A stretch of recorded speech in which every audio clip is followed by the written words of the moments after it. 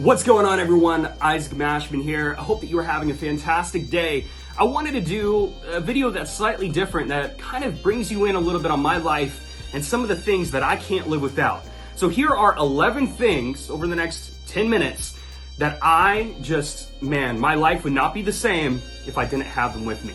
So number one is obviously going to be coffee. If you follow me for any amount of time, you know that I am a massive coffee addict. Have the coffee beans, I have the brewing method, which was recently gifted to me actually, and of course a cup of freshly ground coffee. I always have this whenever I'm getting onto a podcast or whenever I'm sitting down at my computer doing some work or, just going out and about. I have to start off my morning with this. If I didn't have my caffeine, I'm not displeasurable to be around, but I definitely need it. Now, the reason this is so important to me is I remember in Boy Scouts, my scoutmasters, who were all military, they used to always make the strongest cup of coffee on camping trips. And it was a rite of passage to be able to sit down with them and sip a cup of coffee in an old tin and just listen to them talk and discuss. It was a massive part of my childhood growing up. My grandmother used to always leave an extra cup of coffee around. So a lot of really pleasant memories that I would not trade for the world. The second thing that I cannot live without are my earbuds. I always am listening to a podcast or listening to music. These are great for calls. These specifically are the Beats Fit Pros, I think. And the beautiful thing about earbuds is you can just zone out of the world. So I remember every single time I'm on an airplane, I'm going to download the podcast ahead of time, sit down and listen to them. So this is the second thing I cannot live without. The third thing that I cannot live without is obviously going to be my cell phone. This right here is more powerful than the first rocket that brought man to the moon. Now, you flat earthers out there, don't get on to me, but I'm going with the moon. We landed there. That's at least what I want to believe. So the phone is a method of communication. I can close deals. I can create content. I can message anybody, anywhere who has another phone. This right here is a ticket to freedom. The fourth thing I can't live without is very simply put, a pen. This right here is used for signing contracts. This right here is something that you can use to sign receipts at a restaurant. I know it sounds a little goofy or a little cliche, but a pen is something that you should always have on you because you might be in a situation, the other person, well, number one, you don't know where their pen's been. They might not have a pen, and you just feel like an absolute boss being able to pull out your own pen. This is a metal one that I spent hours and hours searching for, and just being able to sign your name on that dotted line. Number 5 has to be a bottle of water. Now this right here is 64 ounces, so I always try to fill this up at least twice per day to get a full gallon in. But you gotta stay hydrated, right? And I personally suck at going and drinking water throughout the day. So I know this has some little motivational things on the front. I don't pay attention to that. I'll drink and I'll just chug a whole bunch at once. I'm not over here tracking time.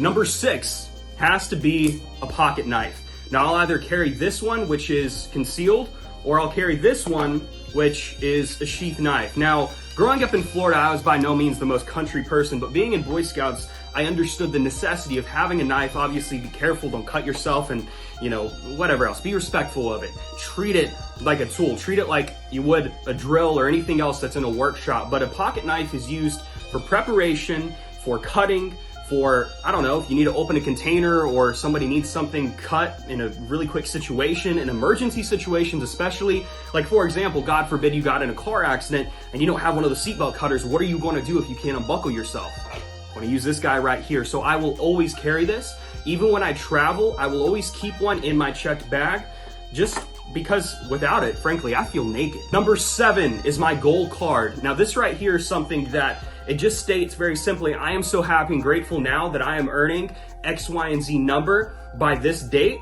And I also express kind of how it's made possible. So this is possible through provided services through my businesses and varying investments, dated January 23rd, 2024, which is when I signed it. Literally just made a new one and making it a full intention to carry this everywhere I go. Now, this right here is passed down through my mentors, virtual mentors at that, but Bob Proctor talked about the card.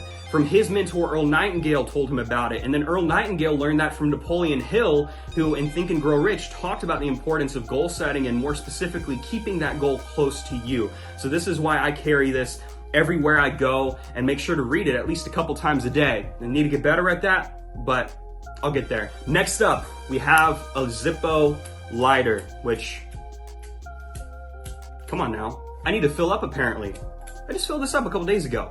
All right, Anyways, I usually keep a lighter on me to, again, with the same concept as the knife, to be prepared, but apparently I need to fill it up. Number 9 is going to be a copy of my first book, Personal Branding, a Manifesto on Fame and Influence. Now, this is the first edition copy. This I published on November 1st of 2021, and the reason I can't live without this is this really is a precursor that showed me I could do anything I put my mind to.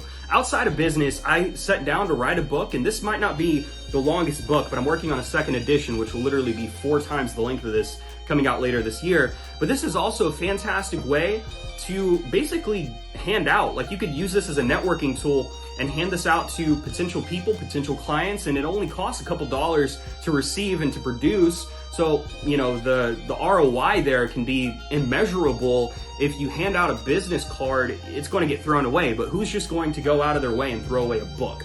You know, it's highly unlikely. And obviously I do have some NFC business cards, which are also great, but my number one choice has to be having a book. Moving on to item number 10, has to be some of my collection of really personal development, self-improvement history. I have some up here, you know, for example, one of the older versions of Napoleon Hill's Success Through a Positive Mental Attitude. I have early copies of The Strangest Secret by Earl Nightingale and some other vintage vinyls. This right here is a desk appointment calendar from 1968.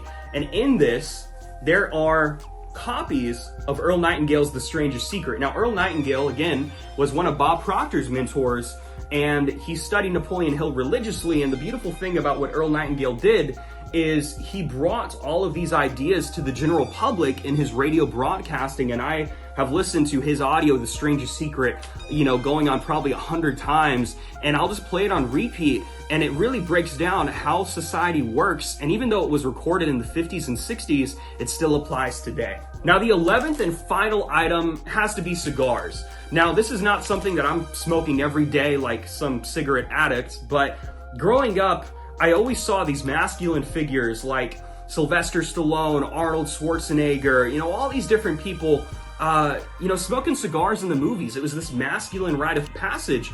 And as I've gotten older, I've come to appreciate cigars it's not something that you're just going to puff in the middle of the day without any purpose.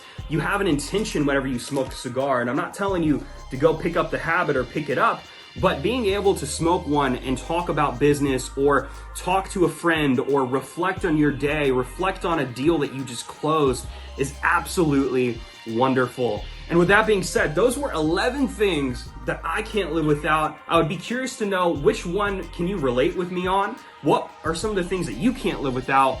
And with that being said, much love. Make sure to hit that subscribe and like button if you want to see more content, not just like this, but talking about personal branding, business, lifestyle. I'm going to be pushing out a lot of content later on this year, and I wanted to kickstart this off with 11 things I can't live without. Much love.